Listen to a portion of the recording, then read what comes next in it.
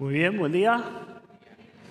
Lo que ustedes no saben en esta mañana es que acá arriba está más calentito que abajo. Se concentra el calor acá a esta altura, así que estamos bárbaros. Muy bien. Vamos a estudiar la palabra de Dios en esta mañana. Vamos a pedir al Señor que Él pueda ahí hablar a nuestro corazón y terminamos con el tema de grandes decisiones del corazón. Así que vamos a orar al Señor ahí. Señor, te damos gracias en esta mañana. Gracias, Señor, porque una vez más podemos llegar a este lugar, Señor, consagrado, para poder alabarte, para poder adorarte. Gracias, Señor, porque tu pueblo, tu iglesia se reúne, Señor, en este lugar para poder escuchar tu voz. Señor, y necesitamos que nos hables. Necesitamos que seas tú, Señor, llegando a nuestro corazón, a nuestros sentimientos más profundos. Y que en este día podamos tomar decisiones que sean decisiones trascendentes, que nos permitan vivir, Señor, de acuerdo a lo que tu palabra dice. Te damos muchísimas gracias. En el nombre de Jesús oramos. Amén. Muy bien, grandes decisiones del corazón. Y entonces ahí tenemos prácticamente el tema dividido en tres secciones. Es como para 3 mensajes más. Sí, pero vamos a tratar de meterlos todos en uno. Sí, es como un gran desafío para mí, que ya saben que tengo problemas con el tiempo. Así que vamos a tratar de ir estudiando. Dice, decido vivir para Dios. ¿Sí? Y decido vivir para otros y no para mí mismo. ¿Sí? Decido vivir para Dios, vivir para otros y no para mí mismo. Sí, vamos a tratar de ir desarrollando este tema. Usted tiene una introducción ahí y la introducción vamos a tratar de hacerla de esta manera. Ahí habla acerca de cuestiones del corazón. ¿Cuáles son esas cuestiones del corazón? Claro, todo este mes estuvimos hablando de decisiones que tomábamos ahí en lo más interno de nuestro ser, que es una decisión que surgía ahí en nuestro corazón y la pregunta es quizás qué tipo de corazón tenemos, ¿no? Cuando tomamos una decisión. Sí, si vamos ahí a Jeremías capítulo 17, versículo 9, no es el versículo, no se haga problema, pero dice, engañoso es el corazón y perverso, ¿quién lo conocerá? Varias veces en este mes Marcelo nos hablaba acerca de esas decisiones que salen del corazón y hablábamos acerca de dónde salen pleitos, guerras, de dónde salen situaciones complicadas en la vida, ¿no? Y hablamos acerca también de un buen corazón o un mal corazón, porque del buen tesoro del corazón salen cosas buenas y del mal tesoro del corazón salen cosas malas. Después está la situación que a medida que vamos andando ahí en la vida, de repente quizás complicamos nuestro corazón. Y entonces el libro de Hebreos dice, no sea que brotando alguna raíz de amargura, dice, os estorbe. ¿Sí? Y entonces dice, por ella muchos sean contaminados. Y entonces una persona que ha permitido que por diferentes situaciones la amargura gane lugar en el corazón, él es un árbol y su árbol en sus raíces está en amargura. Ahora, si yo tengo un árbol y el árbol recibe ahí su vida del agua, ¿sí? Y si la fuente de la cual el árbol recibe su vida está contaminada, el árbol probablemente esté contaminado. Y si el árbol está contaminado, los frutos van a ser buenos o malos. ¿Sí? Entonces, si el árbol está contaminado, obviamente los frutos son malos. Y el Señor había dicho, ¿por sus frutos qué? Por sus frutos seréis conocidos. Entonces, realmente hay una cuestión del corazón. Realmente hay una cuestión del corazón cuando uno decide vivir para Dios y vivir para otros o vivir para uno mismo. ¿Sí? En completo egocentrismo y en completo egoísmo, ¿no? Perdido realmente de lo que debería de ser la vida de un cristiano. ¿Sí? Ahora, la realidad es que muchas personas se preguntan esto que aparece ahí en la placa de cuál o qué razón hay para vivir. ¿Qué razón hay para vivir? Y esa cuestión es una cuestión que embarga muchísimos corazones de personas que no conocen a Dios y aún de personas que lo conocen. Porque la gente se pregunta qué cuestiones hay para vivir. Y cuando los tiempos son tiempos como estos, tiempos difíciles, tiempos de crisis, muchas veces el corazón está turbado. La situación se torna bastante sombría. Usted sabe que aumentó de una manera tremenda y justo hablaba con una persona el día de ayer de la comunidad china y me decía, los adolescentes chinos están suicidando. Bueno, en realidad no solamente los chinos, es común de la juventud que adolescentes y jóvenes están ahí suicidando y que se dispara la cantidad de suicidios. ¿Ves? Hay cuestiones del corazón. ¿Qué razón hay para vivir? Y la respuesta maravillosa nosotros la vamos a encontrar en 2 de Corintios. 2 de Corintios capítulo 5, en esta mañana vamos a estudiar ahí. Y nos va a dar hermosas respuestas para poder ir respondiendo a esta pregunta y también para ir estudiando nuestro tema y decidir del corazón, vivir para Dios. Algunos ya hizo esa decisión. ¿Sabés? Cuando estudiaba este pasaje me remontaba muchos años atrás, ¿no? De que uno decidió vivir para Dios. Pero después hay que sostenerlo, ¿eh? Y hay que sostenerlo cada día. Y en nuestra forma de pensar y en nuestra forma de ser, la realidad es que tenemos que ser sinceros y tenemos que decir que muchas veces no queremos vivir para el otro, queremos vivir para nosotros. Y entonces hay que sostener la decisión del corazón de poder vivir sirviendo a otros. Cuando llegás al capítulo 5 de 2 de Corintios, y podríamos leer desde más adelante, pero desde el versículo 6 en adelante, antes de leerlo quiero decirte que las situaciones en el siglo I también tenían aspectos tremendos. No había tantos motivos de esperanza en el tiempo de los apóstoles, mucho más que en los propios tiempos donde vivimos nosotros. Pero cuando nosotros volvemos a las páginas del Nuevo Testamento, no tenés una reacción de desesperación, sino que lo que hay es gritos de triunfo, gritos de esperanza, circunstancias que le daban a las personas una forma de vivir, un propósito por el que vivir, razones por las cuales se podía vivir. Y entonces ese versículo 6, si lo leemos, dice, así que vivimos confiados siempre, sabiendo que entre tanto que estamos en el cuerpo, estamos ausentes del Señor, porque por fe andamos, no por vista. Pero confiamos y más quisiéramos estar ausentes del cuerpo y presentes del Señor. Por tanto, procuramos también, o ausentes o presentes, serle agradables. Porque es necesario que todos nosotros comparezcamos ante el tribunal de Cristo, para que cada uno reciba según lo que haya hecho mientras estaba en el cuerpo, sea bueno o sea malo. Conociendo pues el temor del Señor, persuadimos a los hombres, pero a Dios les manifiesto lo que somos. Y espero también que lo sea a vuestras conciencias. No nos recomendamos pues otra vez a vosotros, si no os damos ocasión de gloriarnos por nosotros, para que tengáis con qué responder a los que se glorían en las apariencias y no en el corazón. Porque si estamos locos es para Dios y si somos cuerdos es para vosotros.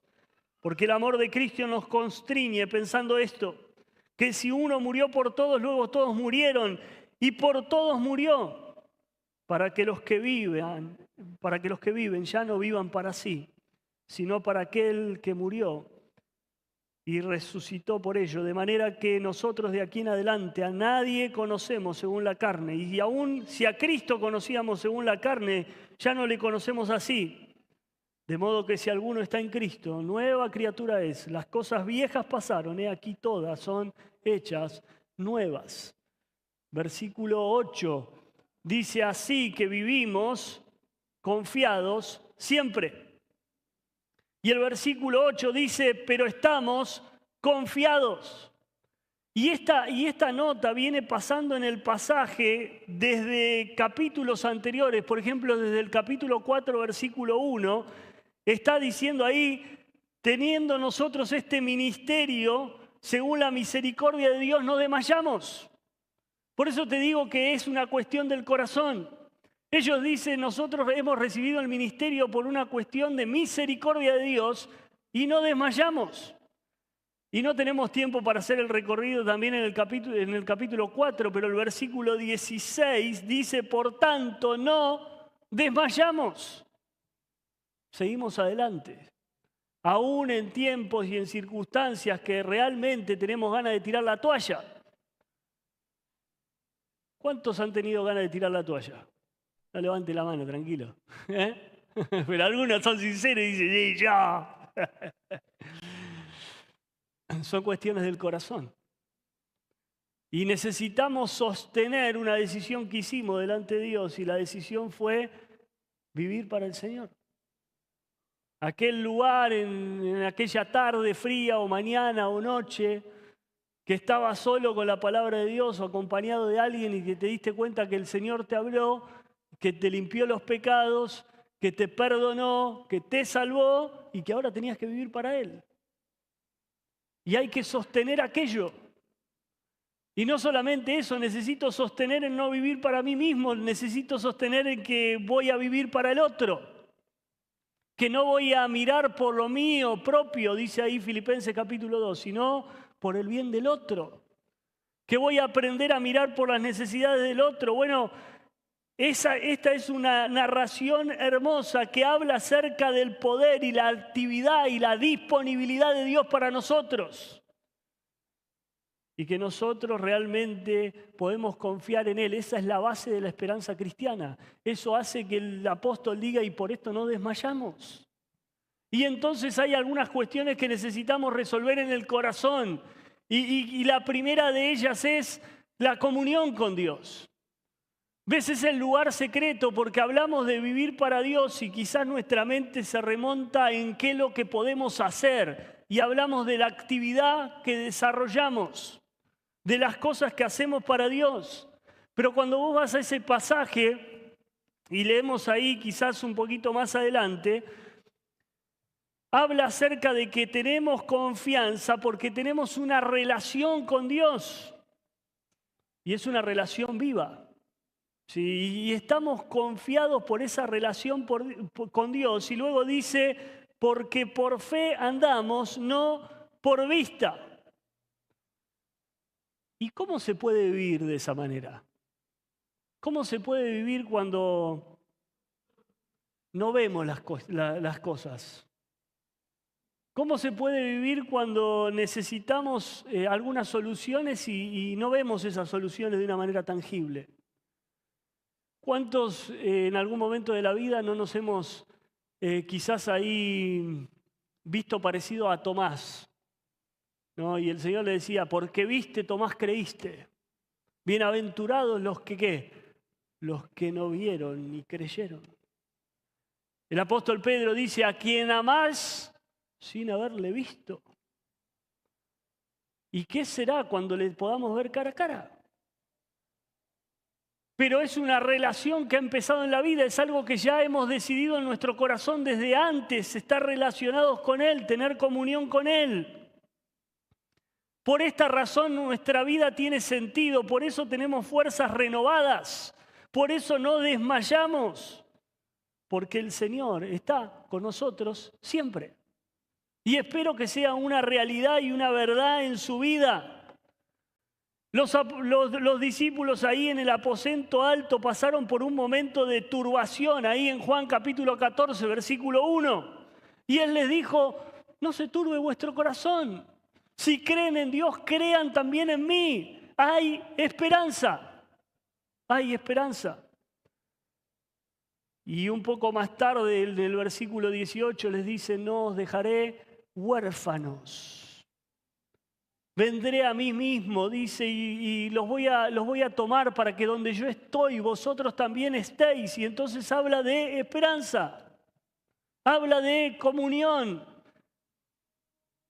Y luego dice, yo estoy con vosotros todos los días, Mateo capítulo 28, versículo 20, hasta el fin del mundo. Y como cristianos no podemos olvidar esa promesa. Como cristianos no podemos olvidar algo que es real y vital, algo que nos va a sostener y que nos va a alentar, no importa en la situación que nos encontremos. La gente anda ahí sin razón de la vida. Las personas están caminando y no saben por qué caminan. Esa no es nuestra situación. Nuestra situación es que tenemos comunión con Dios, que tenemos plena paz, pleno gozo, pleno amor. Ese es nuestro Dios, por eso Él dice, vivimos confiados siempre. Ahora, ¿esto no es suficiente para vivir confiados siempre?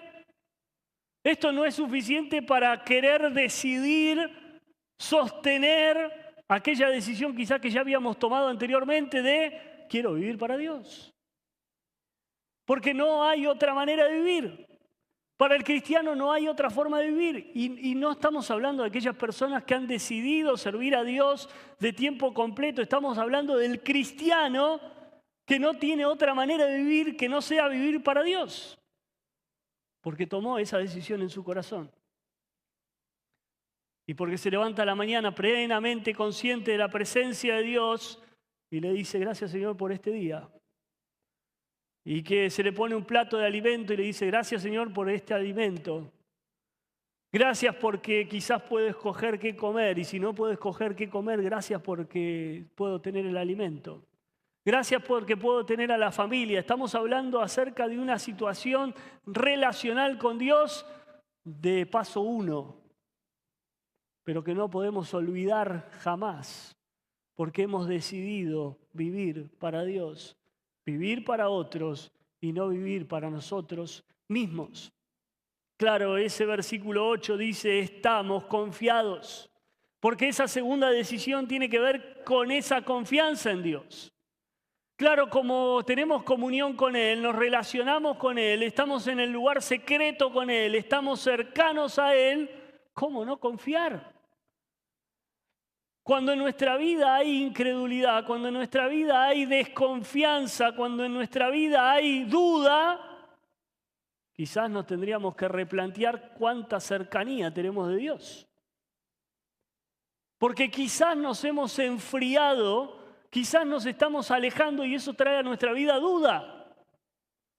Porque si estamos cercanos a Él, vamos a confiar en Él. ¿Por qué viene la fe? La fe viene por la palabra de Dios. Y entonces quizás te falta fe porque te está faltando palabra. Quizás nos está faltando esa cercanía de Dios para poder estar confiando en Él. Es interesante porque Él viene hablando de aquella tienda, está hablando de su cuerpo físico y después habla acerca de la morada eterna. En definitiva, Pablo está mirando hacia adelante, él está mirando hacia el futuro. Resumiendo lo que había dicho en los primeros versículos, que después usted lo puede leer en su casa porque el tiempo acá es bastante corto, y quizás lo puede ir viendo, y él hablaba desde el capítulo 4 de un eterno y un gran peso de gloria que nos está esperando. De una morada eterna, de que podemos tener confianza, de que podemos tener tranquilidad. Y esa es la característica de los cristianos, de aquellos que hemos entendido el mensaje del Evangelio. Nuestro gozo se despierta por la expectación de la eternidad. Nuestra confianza se despierta porque hay un sentido de emoción de la esperanza. Porque acá las cosas se van a poner feas, pero las cosas en el cielo no se ponen feas, se van a poner muy buenas. Porque tenemos esperanza de verle a él cara a cara. Y tenemos que vivir con esa esperanza, con esa expectación. Tenemos que vivir así para el Señor. Y entonces ahí podemos entender que nuestros esfuerzos de hoy tienen valor. Nuestra confianza de hoy tiene valor. En Romanos capítulo 8, versículo 25, Pablo dice, pero esperamos lo que no vemos y estamos aguardándolo con paciencia. Y Pablo habla de este sentido, lo habla muy tiernamente. Él dice, anhelo estar en casa. ¿Se da cuenta? Él habla de esta manera. Y me encanta cómo él va expresando de esta manera, de esta forma. Es casa. ¿Cómo se siente casa? Ahora estamos bárbaros, ¿no? ¿Se acuerdan unos inviernos atrás? Lo que era estar acá, íbamos todos abajo del honguito, ¿no? Pero de repente ya sabemos que no hace frío en la iglesia, ¿no? Llegá al lugar, llegá al edificio y el edificio no hace frío. Pero estás ahí en el trabajo, ¿y cómo se siente llegar a casa? Y entonces Pablo dice, se siente de esa manera, se siente natural, y vamos a estar en casa, va a ser algo natural, no tenga miedo.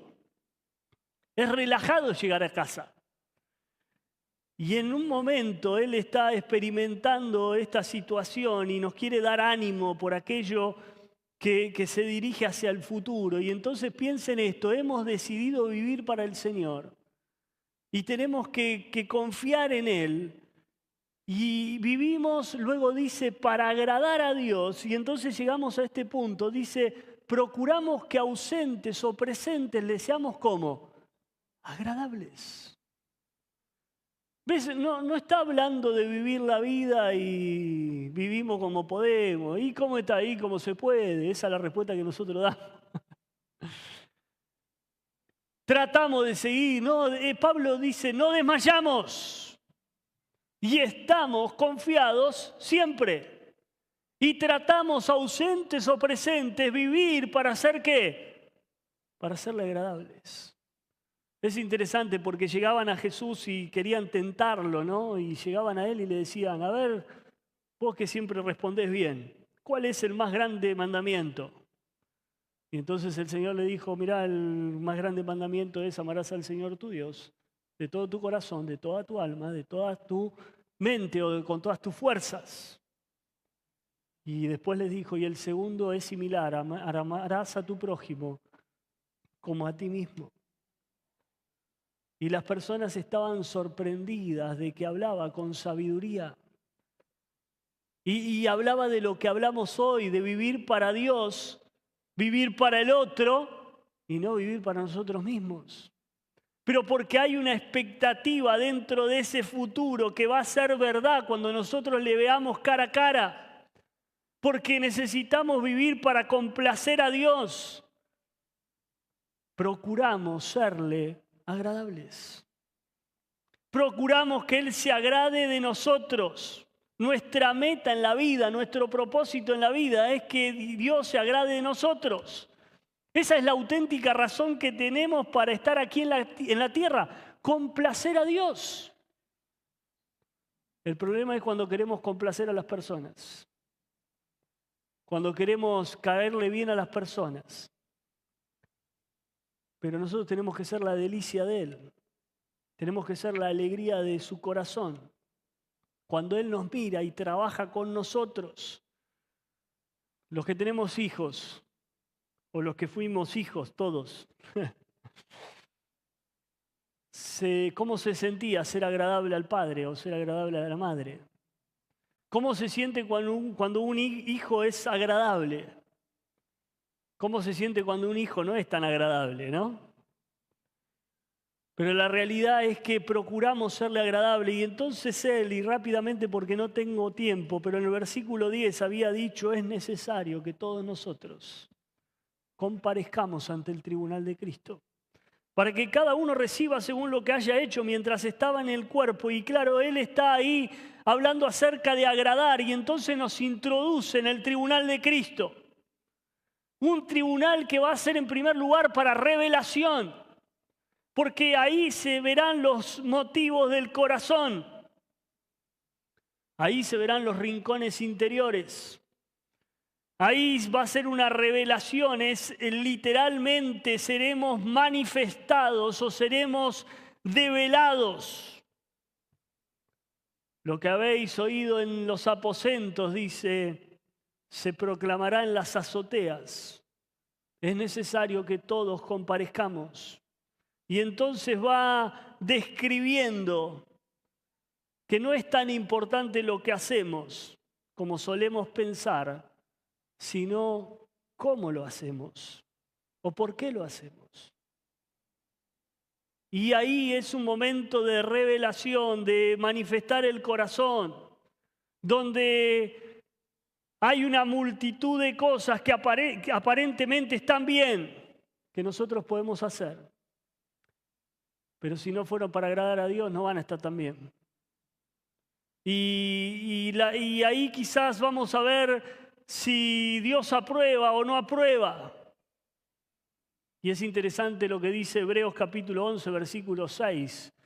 Dice, pero sin fe es imposible agradar a Dios. Así que todo lo que hemos hecho y todo lo que hacemos al presente y todo lo que hagamos en un futuro, es importante que lo hagamos con fe. Porque si no procede de fe, no podemos agradarle. Así que es un momento de revelación, pero también es un momento de razones, porque ahí es la manifestación del corazón. Es un tiempo de evaluación, donde estaremos por primera vez ahí en ese lugar sabiendo quién tenía razón. ¿Qué actitudes deberíamos haber tenido y qué actitudes no tendríamos que haber tenido? Es un tiempo útil, es un tiempo de verdad. Ahora la pregunta, ¿eso te asusta? ¿Te asusta el tribunal? ¿Te asusta tener que responder? Y entonces, 1 Corintios 11:31 dice, si nos examinásemos a nosotros mismos, no seríamos juzgados. ¿Ves las evaluaciones ahí examinando el corazón? Y en algún sentido deberíamos ya permitir que Dios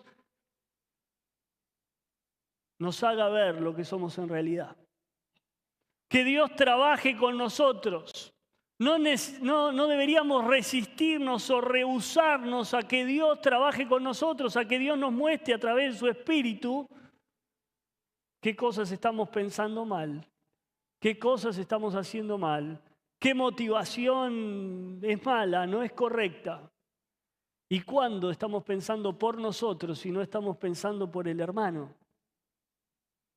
Y quizás ahí realmente tengamos esta revelación de una evaluación que nos dé aliento. ¿Ves? Pablo no estaba advirtiendo para darles miedo, estaba advirtiéndolos para darle aliento. Porque en último lugar, ese tribunal de Cristo es un lugar de reconocimiento. ¿Y sabés cómo me gusta llamar ese lugar de reconocimiento? Es la misericordia al corazón. Porque la evaluación es una evaluación sincera para comprender la realidad de las motivaciones correctas y para que en nuestra vida dependamos pura y absolutamente de Dios.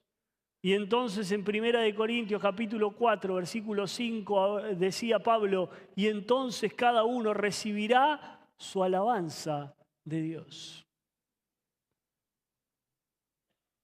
Y digo, esto es pura misericordia. Esto es pura gracia de Dios. Que personas imperfectas como yo, que personas imperfectas como nosotros en un punto, recibiremos algo de Dios, más. Y la manifestación ahí de su misericordia, por eso Pablo dice, estamos corriendo la carrera, por eso Pablo dice, prosigo a la meta, sigo adelante, y por eso Pablo dice, por esto golpeo mi cuerpo y lo pongo en servidumbre, no sea que haciendo heraldo para otro, yo mismo venga a ser eliminado. Y dice, voy a recibir recompensa. Pero también habla de aquellos que van a sufrir pérdida. También habla de aquellos que se olvidaron de vivir su vida para el Señor, que se olvidaron de aquel compromiso que hicieron en un inicio, de vivir para Él. Estaba en la semana estudiando y no me decidía entre 2 Corintios y Josué capítulo 24. Y en un momento Josué está delante del pueblo y dice, escogeos hoy a quién sirváis. Pero yo y mi casa serviremos a Jehová. Y esa es una decisión del corazón. Pero es una decisión del corazón que invita a poder hacer algo en la vida. Y entonces Pablo en el versículo 11 en adelante hasta el 13 dice, conociendo el temor de Dios, persuadimos a los hombres. Conociendo lo que el Señor es, persuadimos a nosotros, a los hombres, dice, porque a Dios le es manifiesto lo que nosotros somos. Pues a Dios les manifiesta la realidad. Y dice, y esto no es para dar ocasión de gloriarnos por nosotros mismos, no se trata de esto. El que leyó a Pablo ya lo conoce, se da cuenta de que él no buscaba gloriarse a sí mismo, ni que las personas le reconocieran. Él lo que quería era en todo momento agradar a Dios, es una decisión del corazón. Servir a las personas es una decisión del corazón. No agradarse a sí mismo es una decisión del corazón. Pero necesito ir hacia el último punto ahí, y es el versículo 15. Y entonces llegamos a ese versículo 15 después de recorrer quizás algunos otros pasajes. Y entonces dice ahí desde el 14, porque el amor de Cristo nos constriñe pensando esto, que si uno murió por todos, luego todos murieron. Y por todos murió, para que los que vivan ya no vivan para sí, sino para aquel que murió y resucitó por ellos. El amor de Cristo nos controla. El amor de Cristo nos saca de nuestros esquemas. El amor de Cristo nos motiva y luego nos guía a llegar a otros. Y nos lleva mucho más allá de nuestros límites. El amor de Cristo es el amor de Dios llegando a nuestros propios sentimientos. Y nos ayuda a amar a otros. Es interesante, ¿no? Porque las personas van tratando de satisfacer sus necesidades. Y hoy todo está dirigido a eso. Vos decís, tengo frío, me vendría bien una estufa, a los 2 minutos te llega un mensaje, ¿no? Te llega algo, una oferta de una estufa, ¿no? Podés decir, qué lindo, me quisiera tomar, no sé, alguna bebida y te aparece la bebida ahí, ¿no? El teléfono. Y está todo como yendo a ver si puede satisfacer nuestras necesidades. Y quiero decirle en esta mañana, no necesitamos satisfacer nuestras necesidades, porque Cristo murió por todos para entender que no tenemos que vivir para nosotros mismos, sino que tenemos que vivir para aquel que murió y resucitó por nosotros. Tenemos que vivir para Cristo. Tenemos que vivir para Dios. Nuestras necesidades han sido satisfechas por Él. Y nuestra vida ahí debe ser vivida por Él. Pablo es bien claro. ¿Le afecta este pasaje a usted? Luego va a hablar acerca de, y aún si a Cristo hemos conocido según la carne, ya no le conocemos así. La pregunta ahí es, ¿cómo lo conocía Pablo? ¿Qué pensaba de Jesús?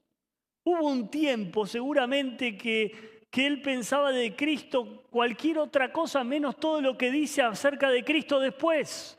Porque él después habla acerca de Cristo y dice, Él es el Rey de la gloria. Él es el Rey de los siglos. Él es el príncipe de la vida. ¿Ves? Su pensamiento en cuanto a Cristo cambió. Dice, no pienso en Él de acuerdo a la carne. Y aún a nadie, a ninguna persona veo conforme a la carne. ¿Por qué? Porque de modo que si alguno está en Cristo, nueva criatura es. Las cosas viejas pasaron. He aquí todas son hechas nuevas. Ahora vivimos para Dios. ¿Se da cuenta? Estamos completos en Él. ¿Por qué ese sentimiento de insatisfacción? ¿Por qué ese sentimiento de haber quedado vacíos? ¿Por qué ese sentimiento de pérdida, de oscuridad, de algo ruin, de algo bajo, de algo alejado? Cuando en realidad Pablo mismo dice en Colosenses, estamos completos en Él. Él es la cabeza y nosotros estamos completos en Él. ¿Qué te hace falta? ¿Qué nos hace falta? Y en realidad nos damos cuenta en esta mañana que necesitamos volver a aquel lugar, a aquel momento en el cual en nuestro corazón decidimos dejar de vivir para nosotros y decidimos vivir para Dios, porque eso es nuestra vida. Y decidimos vivir para Él y necesitamos sostenerlo, necesitamos mantenerlo. Y es una decisión del corazón y es una cuestión del corazón. Así que en esta mañana le voy a pedir que se ponga de pie ahí donde está.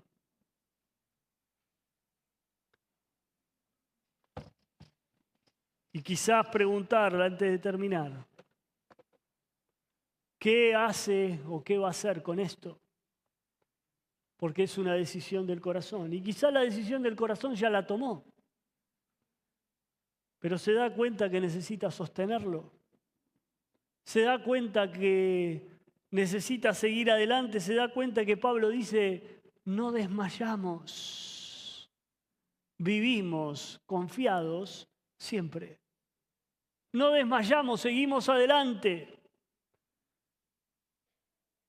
No desmayamos en esta decisión de vivir para el Señor. Y podemos inclinar nuestras cabezas y orar ahí. Y mientras tomas un minuto para orar y para decir al Señor, Señor,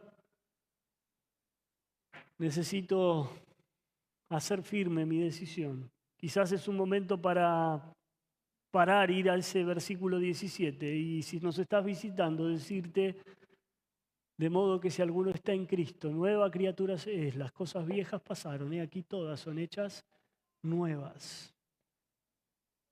Y alguien quizás necesita un nuevo comienzo en esta mañana, necesita llegar a Cristo, entregar su vida a Él.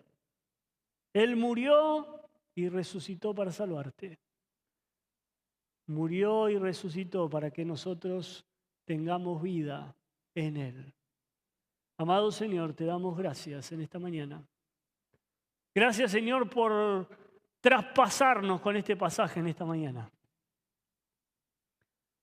Gracias por hacernos recordar el momento en el cual decidimos, tengo que vivir para Dios. Y Señor, que nuestras fuerzas salgan renovadas. Que no estemos desmayando en medio de las situaciones difíciles de la vida, sino que podamos decir como Pablo, vivimos confiados siempre. Y conociendo el temor de Dios, persuadimos a los hombres. Señor, necesitamos vivir para ti, vivir para aquel que lo dio todo por cada uno de nosotros. Te damos gracias en esta mañana, en el nombre de Jesús. Amén.